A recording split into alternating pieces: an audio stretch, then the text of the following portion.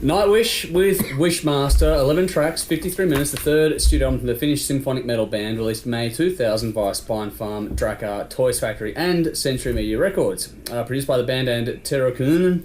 One single was released in Deep Silent Complete, leading the album to peak at number 1 in Finland, where it has sold almost 80,000 copies alone. Number 21 in Germany, number 66 in France as well. It has been certified platinum in Finland. This album is said to contain the mother of all Nightwish songs in Dead Boy's Poem. Nick. These bands I love musically. They have all the elements that I do love in metal. Structures, riffing, great playing. Sonically sounds fantastic. The vocals just irk me. No end. It kills it for me. I've given this multiple listens on and off Nightwish in different albums and bits and pieces, and it keeps happening to me. It's just I just can't get into that style of vocal. While I like high register vocals and stuff like that, that's pushing it to a operatic level that I don't like, and therefore it turns me off these bands. Yep. To go any further, it's neither good or bad. Like musically, I really enjoy it. If they did instrumental stuff, I'd fucking love it, But the vocals, I just can't get into it. I'm not a big sonic metal fan either, that kind of stuff. It's very hit and miss for me. I gave it a 5 out of 10 because the playing is really good. Yep. The musicianship is fantastic. These guys, all these bands, they know what they're doing. It's just either you like it or you don't. For me, I'm on the spectrum of that's a big element that I need to like, which is vocal, and I don't. So I gave it a 5 out of 10. The songs that were a standout for me were Come Over Me, Wishmaster and Crownless. Come Cover Me. Come Cover? Oh, Come Over Me.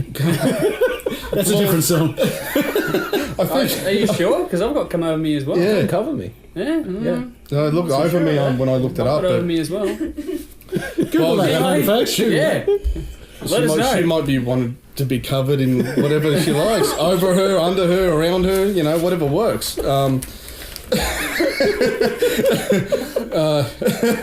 Anyways, a low point for me was 2 for Tragedy. I just thought that was just a really slow, drawn-out song. It really killed any momentum I had for that album. It just really destroyed it. But 5 out of 10. Not great. I'm really not sure how to feel about this one. That kind of... That's the point, isn't it? Yeah, that symphonic, Scandinavian metal kind of sound. The guys are excellent musicians. She's a very talented singer. There are some pretty good moments in this album, but for mine, I never really got a song that really grabbed me.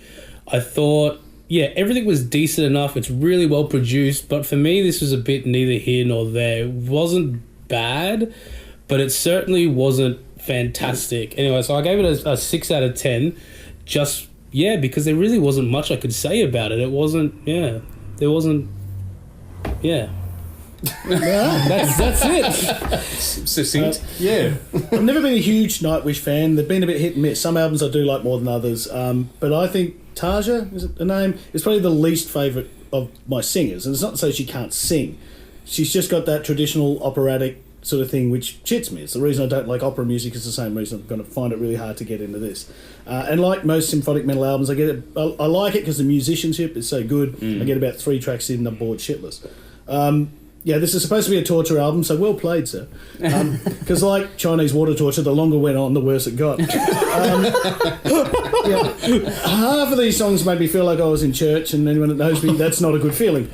Wow. As usually the case, that, like I said, all the musicians are incredibly talented, and their combined talents come together and make some pretty incredible music, but you add the vocal on top, and it's kind of like in Dumb and Dumber where they're trying to get the most annoying sound known to man. That's what I'm getting. Dave may persist with this symphonic operatic metal, but I don't think it'll ever grab me. I gave it 4 out of 10. The highlights were Wishmaster, Crownless, and Bear Grace Misery. Alright, now in switch to things, whoever nominated the album is going to go last on these reviews. I remain silent. Now, it's funny that members of this band find this to be the least personal release from them. They sort of seem to be detached from this one. Because this is the release from this band that I like the most so far, believe it or not. This one got me. Strong vocals, big riffs, nice synth work. This is more like what I'm looking for out of this kind of music. As always, the performances across the board are on point. You can't fault their ability to perform and play their part. But this time around, I actually believed the vocals for the first time in a long time, as opposed to with a lot of this operatic stuff, and I'm the same as a lot of people. I find it hard to really get into because I don't feel like there's enough conviction in the power of the vocal. This one convinced me. The composition is solid. I like the use of the male spoken part in juxtaposition to the female vocal. And for an album that's supposed to be more of a clinical approach to things, I actually thought it was more interesting composition-wise. The riffs provide a galloping energy. The drums and bass, pound their way through it. The key and synth work is the right amount of dusting on top, and the vocals are really well presented on this one. If I'd have heard this album first from this band, I'd probably be a bigger fan of the band than I am today. Lyrics are strong, has some nice complete stories in there. The layering of the male and female vocals, again, work in context of that. And this is one where I was saying I can feel a conviction in it, but this doesn't feel like the numbers. This actually feels good to me. Production is big, the vocals sit just right so you get the power, but also the music and the vocals don't overpower each other either. I thought they were really well balanced. Good clear tones, not overdone. The compression side of things was pretty good too. It's well balanced even though it's a loud mix. It's got a nice track order, the placement of the slow track in the middle, which may or may not win you, but for me it was a good way to break up the album because it served its purpose. And then around that they stay pretty much at a relative tempo. The second half of the album though does tend to open up a bit more and keep you more engaged. I thought there was better use of space employed in that part of it, and there's a bit of groove nicely led by the bass at times in the second half of the album. Not a one-trick pony. They've got their formula, but they at least expand on that from this album. But there are some cool bits where the guitar and the synth really play off against each other nicely, I found in this. The byplay is really well done, and it opens the space for the vocal to come through in the centre of that. I thought that was really well done. Dead Boy's Poem, which is the song they call it Mother of All Nightwish songs, that's a fantastic piece of music. It's haunting, it's beautiful. You couldn't have an album of that whole sort of music, but in the context of this album, it's a wonderful moment.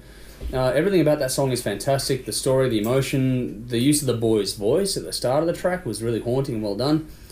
So for me, Dave, this Torture album wasn't actually Torture at all. I actually found something to like from one of your all-time favourite bands. It's actually finally time I found one. Like an 8 out of 10. Dead Boy's Poem, Come Over Me. I got Come Over Me as well. Come Cover Me, okay. We'll check, but... Alright, fine, whatever. It's either way. I also picked Crownless and Wanderlust. Beautiful. Third album in the Nightwish catalogue, and as always, they've taken things up a few levels from their previous album, Oceanborn, which was amazing in its own right. The arrangements are getting more complex and more ambitious. They aren't at the level where they can afford full orchestras and symphonies and the production that they would later have on later albums, but they do the best of what they have. I love the European style of guitar riffs. There's just a different element that they bring to the composition, and while I love everything guitar, sometimes it's great for the guitarist when he knows not to play and lets another instrument shine. Brings texture to the songs, and the guitar solos are more part of the song rather than just time to shred and show off your chops. They're there to serve the songs. Killer guitar tones too, and some killer riffs when the guitarist does get a chance to shine. There's a hell of a lot of energy and enthusiasm throughout these songs. If you check out the live performances from this tour, this band was on fire and they had something to prove. Lots of different moods and themes. I love how the album opens up with 2 different types of heavy song, and then the third takes you to a more gentle place. It sets you up for what you're going to get throughout this album. The themes throughout the album, they cover like fantasy, Lord of the Rings type stuff, and then there's loss of innocence, darkness, sex, soul searching, school shootings. I don't know if anyone got that from the song Kingslayer. Really, I was asleep by then, I think. That's the second song. Yep. It's just ballsy that they had. It's just kind of ballsy they had the guts to kind of take on that theme when everyone's kind of taboo about that whole thing. And Disney, the last song is a credit to Disney, which this doesn't Disney metal, man. A lot of these things will become very familiar throughout Nightwish territory. I mentioned earlier that while they're not at the level where they can afford to record with full orchestras, there is a great flutist on here, which brings a nice little texture to the songs. Just one, rather than like 20 that they would have later times. Tarja has an amazing voice, as female vocals go. It's probably the best thing that's happened to metal in the past decade, I reckon, with the rise of the female-fronted bands.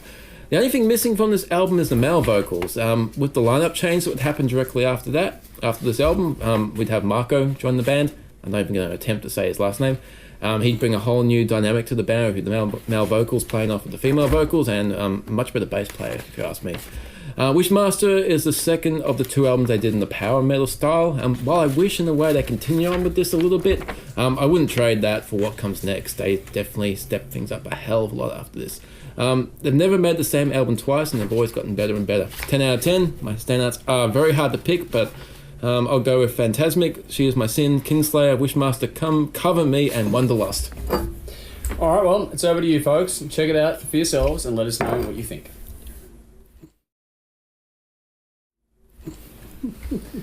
All right. I remember. Let's check out where this cum's going. I'm glad you said She Is My Sin, Dave. That was my That's a favourite fucking song. amazing song. It's actually really good. I've had an idea. Cover. It is? Cover. Come over me as well. So Yeah. maybe it's Spotify. Yeah, it could doing be- could a be. bit of That a is Spotify. byplay. I googled it to get some. Maybe somebody typed it. No? Yes, Who knows? Wikipedia. Maybe it's just the way she pronounces it. Aliens. Oh, it's definitely aliens. Yeah.